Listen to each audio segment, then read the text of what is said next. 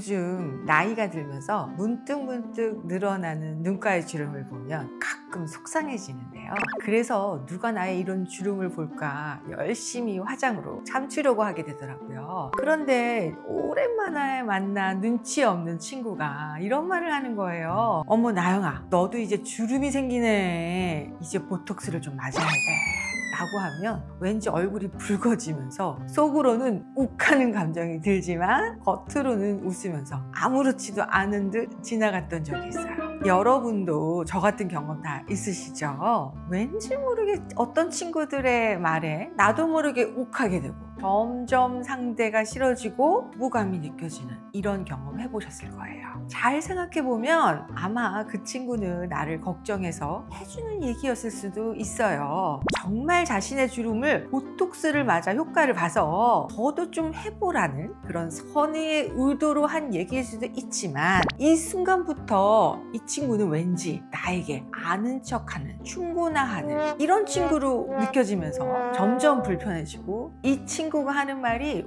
왜 이렇게 거슬리는지. 그런데 많은 분들이 이렇게 나를 건드리는 친구를 싫어하고 멀리하기는 하지만 정작 내가 왜 이런 감정을 느끼지? 라는 고민을 하시는 분들은 많지 않은 것 같아요. 즉, 나를 건드리는 외부에 대한 스트레스는 많은데 내가 왜 이렇게 어떤 상황에서는 상대방이 나를 무시한다는 느낌을 느끼는지에 대해서는 너무나 당연하게 생각되는 사실이기 때문에 나에 대해서는 미처 스스로에게 질문을 던져보지 못한다는 겁니다. 그래서 오늘은 이렇게 나를 괴롭게 하는 열등감에 대해 얘기해 보려고 하는데요. 열등감은 크게 두 가지로 나누어 말할 수 있어요. 사실 열등하다는 상황에서 느껴지는 위축감은 어쩌면 그냥 평범하고 너무 자연스러운 감정이에요. 그리고 이러한 열등감은 오히려 우리를 성장시키고 오히려 발전시키는 데 도움을 주기도 합니다. 예를 들면 공부를 잘하는 사람을 다른 사람들이 어떻게 인식하고 반응하냐는 거를 알게 되면 내가 공부를 잘해야겠다라고 하는 방향성을 잡고 어떤 성장의 계기가 될 수 있기 때문에 이러한 열등감은 누구나 가지고 있고 이것들이 오히려 나를 발전시킬 수 있는 원동력이 되기 때문에 건강한 열등감이라고 할 수 있는 거죠. 그런데 문제는 열등감 컴플렉스라는 거예요.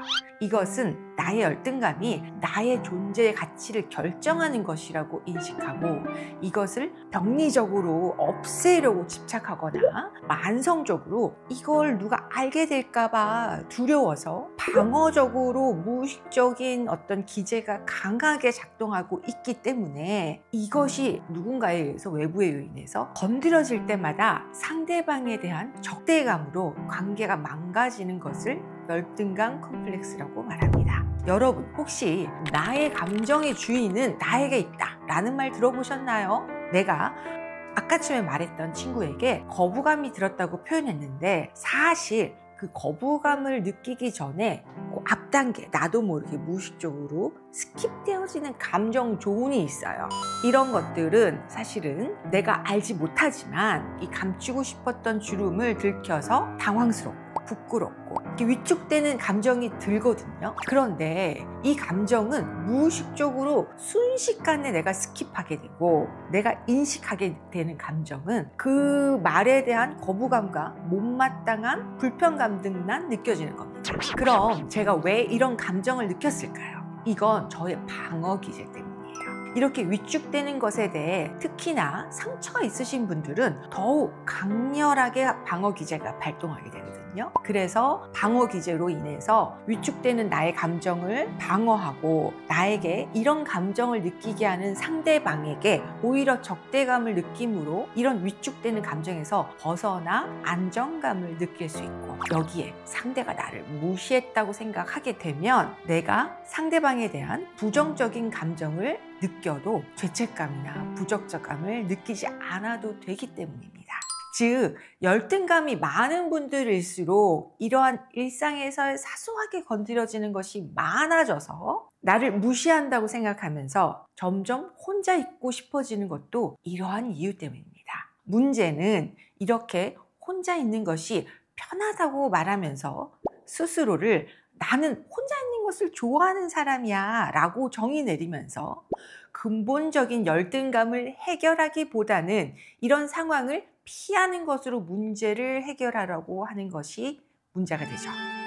제가 앞서 말했듯 사람의 마음의 건강은 관계를 통해서 심리적 욕구를 채워가고 그걸 통해서 건강을 유지할 수 있는데, 이런 열등감으로 불편한 감정을 느끼게 되면 이걸 느끼지 않기 위해 나를 사람들로부터 거리 두기를 하거든요.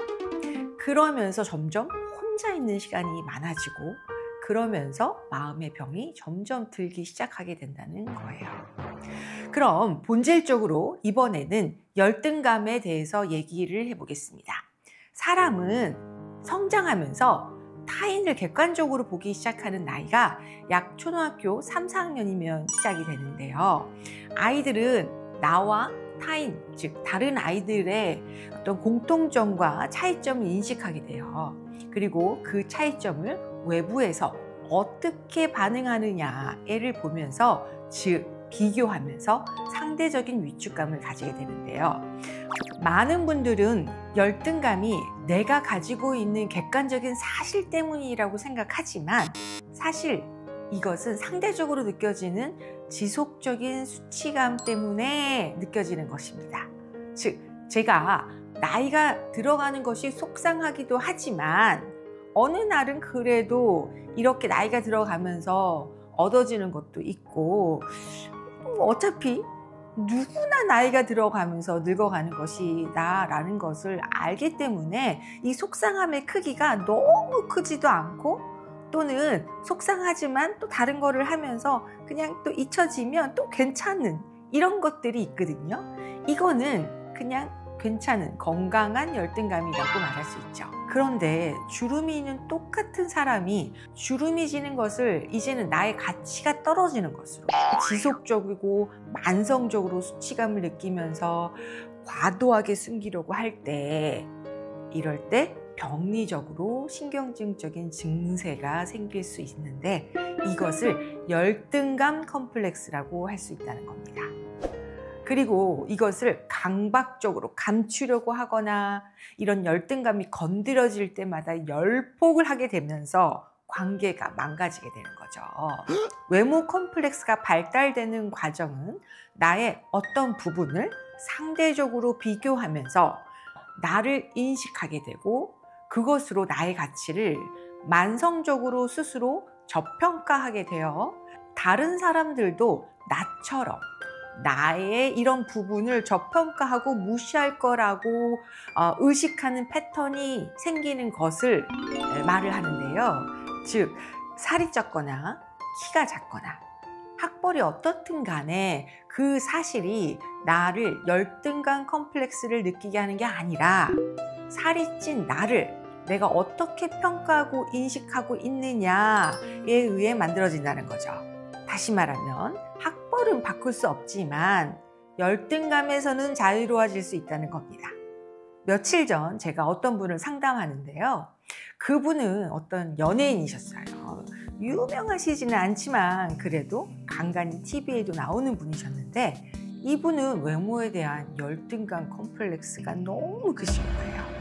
그래서 얼굴에 작은 뾰루지라도 나면 누가 이런 나를 보고 저 여자 피부도 좋지 않은데 라고 하며 실망할까 봐 그 예쁜 얼굴을 마스크로 꽁꽁 가리고 모자를 꾹 눌러 쓰고, 그래도 누가 볼까 봐 밖으로 나오지 못하는 거예요. 이분을 우리들은 도저히 이해할 수가 없을 겁니다. 그렇게 예쁜 사람이 외모에 열등감을 가지고 있다고 돌아서서는 오히려 욕을 할 수도 있는데요. 하지만 이분은 실제로 사람들이 저 여자 예쁜데 실제로 보니까 그렇지 않은데 이렇게 실망할까 봐 다른 더 예쁜 연예인과 비교하면서 내가 저평가되고 그 사람들이 나에게 실망하면서 떠날까 하는 두려움에 사로잡히게 되는 거죠. 사실 우리가 말하는 병리적 열등감은 이런 걸 말하는 거예요. 사람들이 세상에서 제일 먼저 보는 것이 외모이다 보니 저를 찾아오시는 많은 분들이 자신의 열등감 콤플렉스로 사실 자존감이 낮아지고 신경증이 생겨 행복하지 않는 삶을 살고 계시죠. 그럼 나는 바꿀 수 없는 이런 조건으로 평생을 살아갈 수밖에 없는 걸까요? 아닙니다. 여러분은 열등감을 오히려 자신의 성장의 계기로 삼고 겸손함을 가지게 되면서 더 행복한 삶을 살 수 있어요. 그래서 다음 편에는 어떻게 열등감으로부터 자유로워질 수 있는지에 대해서 얘기하고 오늘은 여기까지 하겠습니다. 감사합니다.